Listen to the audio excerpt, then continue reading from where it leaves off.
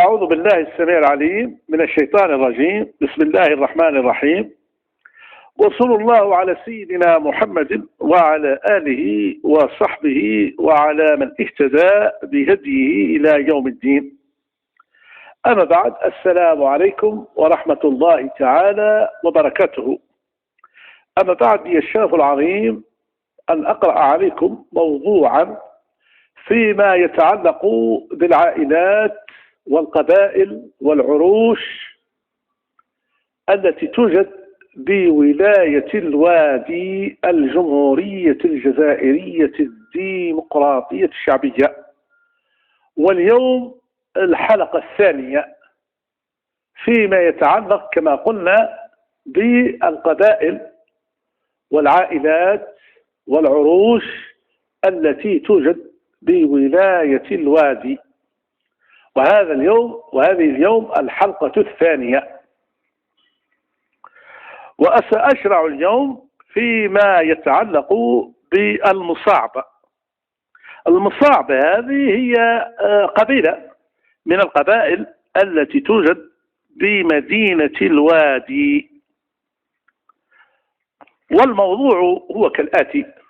والموضوع الذي سأقرأه عليكم اليوم أيها الإخوة الكرام هو من كتاب، بصراحة كتاب الصروف في تاريخ الصحراء والسوف للشيخ إبراهيم محمد الساسي العوامر، تعليق وتحقيق الجيلاني بن إبراهيم العوامر.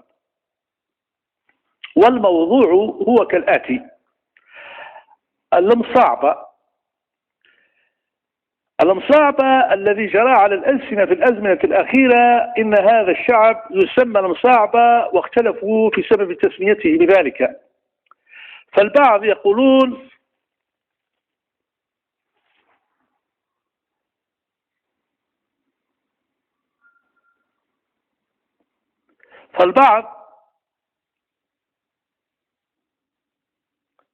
يقولون لأنهم ينسبون إلى مصعب بن شباط، لكن هذا الاسم أتى لهم متأخرا، وهم كانوا شعبا عظيما قبل وجود مصعب فيهم.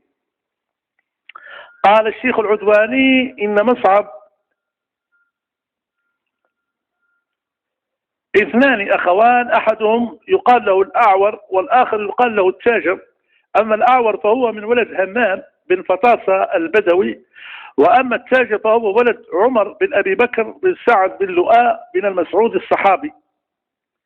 أقول لعل هذا الخطأ في النسخ أو الطبع أو سهو من المؤلف، إذ كيف بعد أن كان الأعور والتاجر أخوين صار أحدهما من ولد همام والآخر من ولد عمر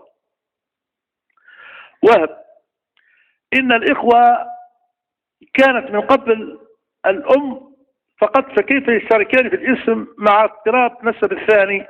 فالصحيح ما أخبرني بحمد بن بزغاية رحمه الله، وهو أن المصاعبة كان يقول لهم المصاعبة بتقديم الباء على العين، المصابعة. فالصحيح ما أخبرني حمد بن بزغاية رحمه الله، وهو أن المصاعبة كان يقال لهم المصاعبة بتقديم الباء على العين، المصابعة أي الباء قبل العين، بتقديم الباء على العين. وإن المصاعبة كان يقال لهم الأصابع. جاء في المنهل العذب قوله الأصابع نسبة إلى رجل ذي أصبع زائدة، ولم يذكر التيجاني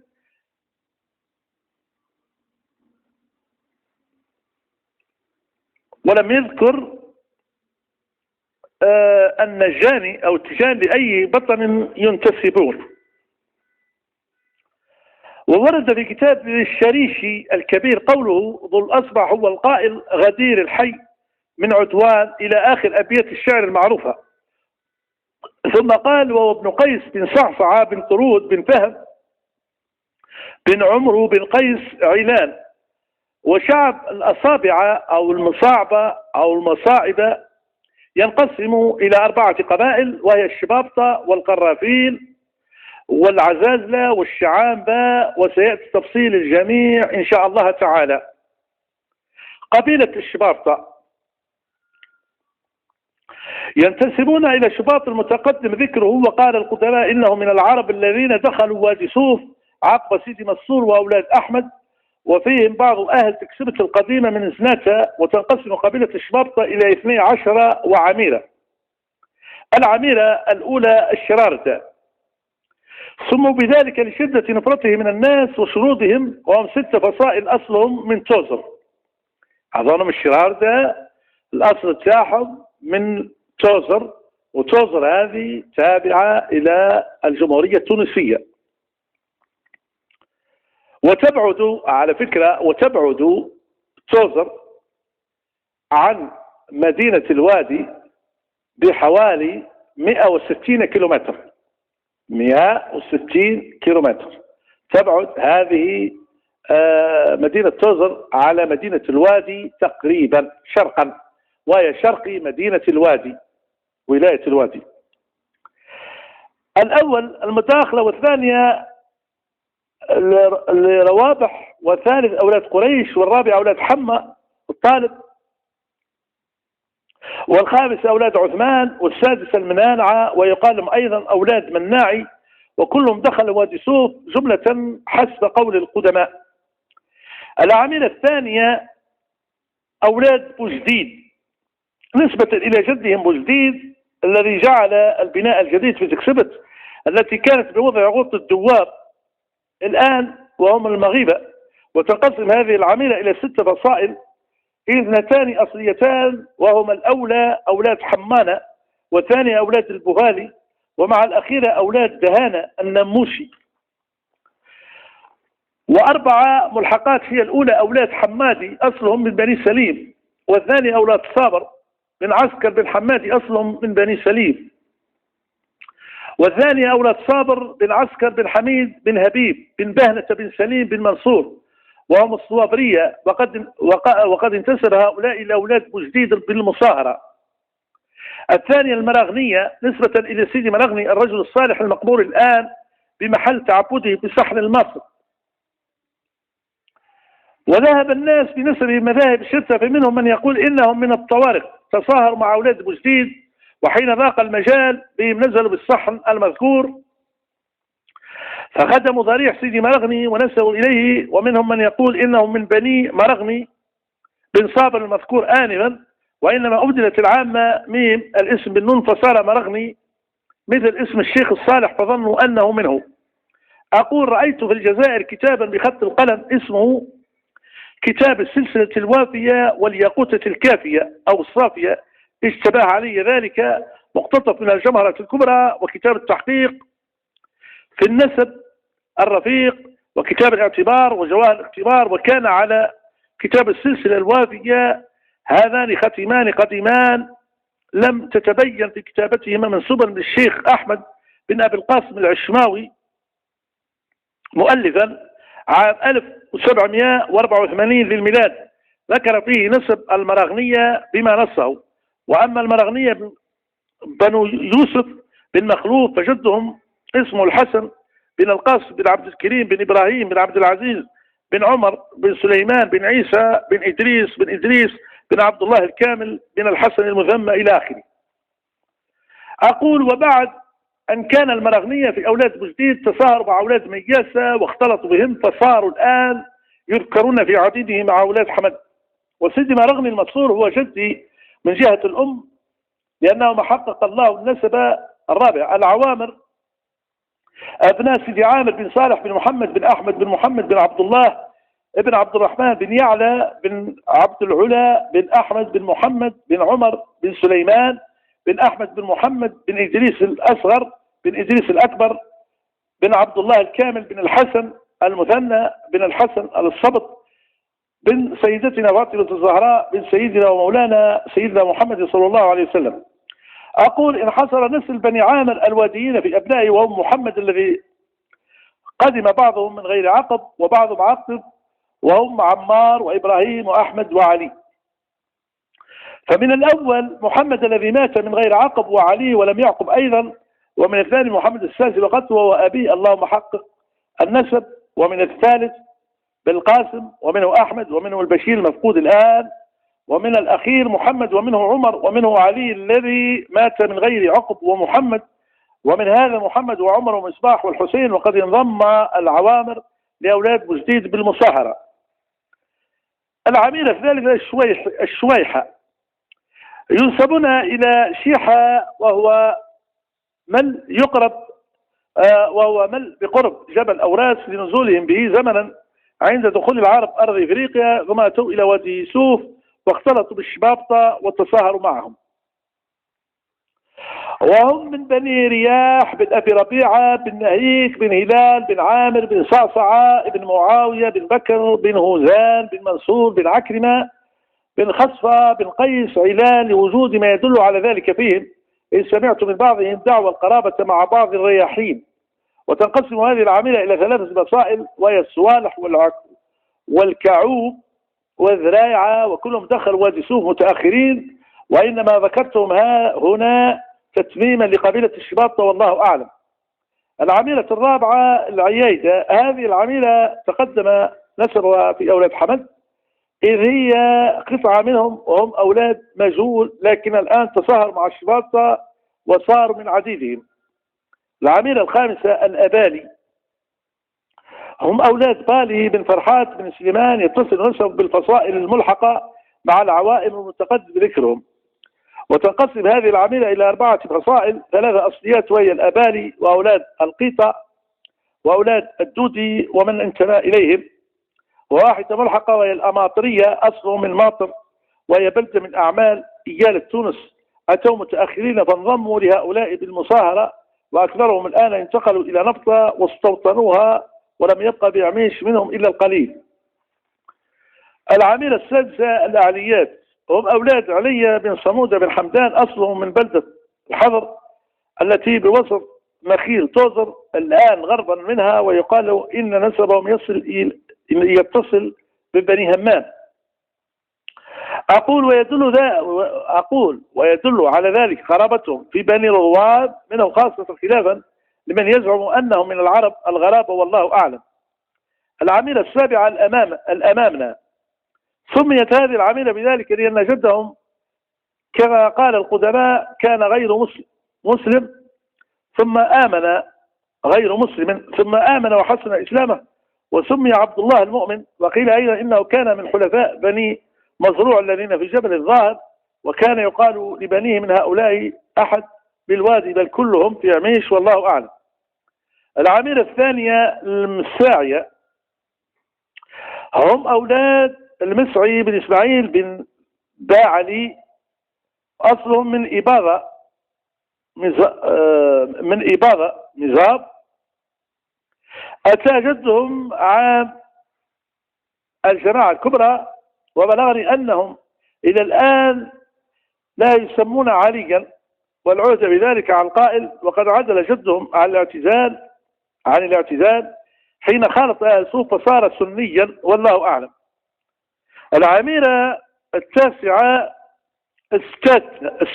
استاتا، هذه العميلة تجمع طائفتين، هم أولاد ست وأولاد سيدي موسى، ومن انضم إليهم. قيل أصل من مولات بن منكاسة بن مرصيف بن يحيى بن تمصيد ابن الذري بن زحيك بن مدعيش آخر نسب البرابرة، فهم على هذا القول من البرابرة الذين اختلطوا بعرب رحمن والسلمية المتقدم ذكرهم بنواحي وادريغ، لكن الصحيح أنهم من أبناء سعيد بن مالك بن رياح بن أبي ربيعة بن نهيك بن هلال بن عامر إلى آخر الذين هم في أرض ورجلة، أتوا متأخرين إلى وادي سوف فاختلطوا بالشويحة في القديم وبالسواكية في الأخير والله أعلم. العميلة العاشرة أجليصية، هم أولاد جلاص أو زلاص بن حبوس بن لماية بن فاتن بن تمصيف بن ضري إلى آخر نسب الساتة على القول الأول. فالصليصية من البربر الذين كانوا نازلين بنواحي القيروان، وتفرق منهم أناس بقسطيلة والذاب وسوف، وقد أتوا متأخرين فتصاهروا مع الشويحة وصاروا في عديدهم والله أعلم. العاملة 11 الزبدة. سميت هذه العاملة بذلك نسبة لزبيد، جاء في تاريخ ابن خلكان ما نصه زبيد بضم الزاي وفتح الباء الموحدة والسكون الياء المثنات تحت، وبعدها دال مهملة، اسمه منبه بن صعب بن سعد العشيرة بن مذحج. وزاد العقد الفريد هو ابن مالك بن أدد بن زيد بن يشجب بن زيد كهلان بن سبأ بن مالك بن أدد بن يشجب بن يعرب بن قحطان بن عابر، وهو سيدنا هود عليه السلام بن شالخ بن أرفخش بن سام بن نوح عليه السلام. وقال ابن خلكان زبيد قبيلة كبيرة باليمن خرج منها خلق كثير من الصحابة رضي الله عنهم. أقول وحين دخلوا مع العرب إلى أفريقيا اجتمعوا في ناحية واحدة بقرية قرب المهدية، ومن هناك تفرقوا، والدليل على ذلك ما ذكره القدماء، ويؤيده ما في رحلة ابن بطوطة. ومن هذه العميلة الشعبة مع أولاد حمد أو أولاد أحمد، وقد تقدمت الإشارة إليهم، وسيأتي ذكر بعض مع الأعشاش وذكونين وتغزوت. ومن الزبيديين ما نزلوا بنبطة، ومنهم من ذهبوا إلى الزاف فاستوطنوه، والعمامرة والخويدية وأولاد الحاوي وأولاد فرجاني وأولاد الفتى وأولاد القتى أو أولاد الفتى وهكذا، وأولاد بسنينة وأولاد القصير والبقاقصة، وقد أتوا إلى وادي سوف منذ زمن بعيد والله أعلم. العاملة 12 السوكرية أو السوكرية. هذه العميلة تنقسم إلى 3 أقسام: أولاد ذياب بن ساكر وأولاد الحاج عبد الرزاق بن ساكر. فأما الأولون فأصلهم من مليكة، وهي إحدى قرى غرداية من مليكة. أمليكة هذه قرية توجد في ولاية غرداية. وأما الآخرون فقال عنهم الشيخ العدواني إن نسب جدهم يتصل بسيدنا الزبير بن العوام وابن صفية عمة الرسول صلى الله عليه وسلم. قال القدماء أتى الساكر متأخرا ونزل بتكسرة جديدة واستوطنها، وولد له ابنان، أحدهما يقال له ذياب والآخر عبد الرحمن، ثم مات الأخير من غير عقب، وولد الأول ابنان، أحدهما يسمى الساكر والثاني عبد الرزاق. شهر بعد حج بالحاج عبد الرزاق، وكان رجلا صالحا. ثم انتقل الأول إلى الوادي والثاني إلى بلدة يقال لها الخضراء قرب غمرة إحدى مداشة كرت، فوجد فيها سيدي محمد بن الساع فخدمه زمنا، وبعد ذلك أشار عليه بأن يسكن هو وبنوه الغديرة التي هي محل الطيبات القبلية الآن. هذه قرية تابعة للطيبات الآن، الغديرة يسموها هكا، الغديرة في محل الطيبات القبلية الآن. وقال له أحمل معك ناقة، فإذا وصلت إلى مكان فأشرفت الناقة على الموت فأنحرها ولا تأكل منها، وأسكن بمحل موتها، وإن لم يقع شيء للناقة فارجع. فلما وصل إلى ذلك المحل أي الطيبات وقع للناقة ما ذكر، فسكن هناك وابتدع النخيل، وإلى الآن وإلى اليوم توجد نخلتان طويلتان مما غرسه الحاج عبد الرزاق. ثم بعد ذلك أمره الشيخ بالرجوع إلى الوادي، فرجع وسكن مع أخيه في الشباطة وتصاهر معهم، وجميع الرزازقة الموجودين الآن هم منه.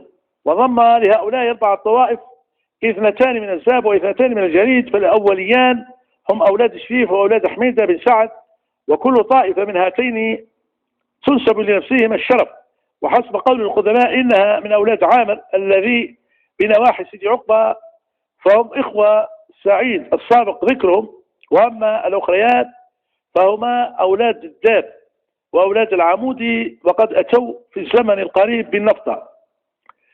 وما كان غير مذكور هنا فهو داخل في من ذكر، لا يخرج عنهم، والله أعلم. وفي هذا القدر كفاية، والسلام عليكم ورحمة الله تعالى وبركاته. وسأتحدث في الحلقة الثالثة على القرافين. القرافين هذه هي قبيلة توجد بولاية الواد. سأذكر هذه قبيلة القرافين بكل تفصيل وبكل وضوح وبكل شرح وافي. وفي هذا القدر كفاية، والسلام عليكم ورحمة الله تعالى وبركاته، وإلى لقاء آخر إن شاء الله. وأفضل ما أختتم به ودائما وأبدا الصلاة على النبي صلى الله عليه وسلم. اللهم صل وسلم وبارك على سيدنا محمد وعلى آله وصحبه وسلم تسليما كثيرا، عدد خلقه ورضاء نفسه وزنة عرشه ومداد كلماته. سبحان ربك رب العزة عما يصفون، وسلام على المرسلين، والحمد لله رب العالمين.